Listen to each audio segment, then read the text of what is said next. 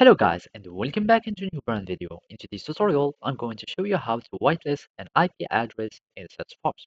So make sure to watch the video to the end and follow these simple steps. So basically, now we need just to go to our uh, security and network navigation, and from there we can just search for it from here. I mean in the setup. So basically, we need just to click on this lightning bolt icon, go to setup, and from there you will need just to search for security. And from here we will need just to find security,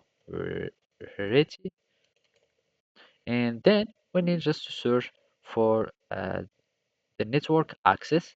And basically from here we can search for our IP addresses, etc. And those are the trusted IP ranges, which means the whitelist for your organization or for your Salesforce.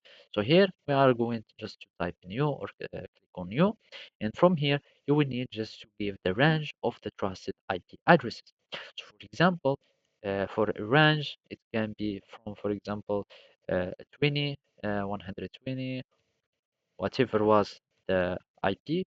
And from here, I will start from 0, and from there, it will be 120, and of course, like that. Then, and it will end, for example, at 10. So by that, you can give also, for example, my organization or whatever you want. You can give it a description or a customer or whatever was this IP range is for. You will need just to give it a description so you can know it. And also you can just make it like that. So you can have in only one IP, and then you will click on save, and now you have a range of having only one IP. So basically this is how you can do it. Thank you for watching and see you next time.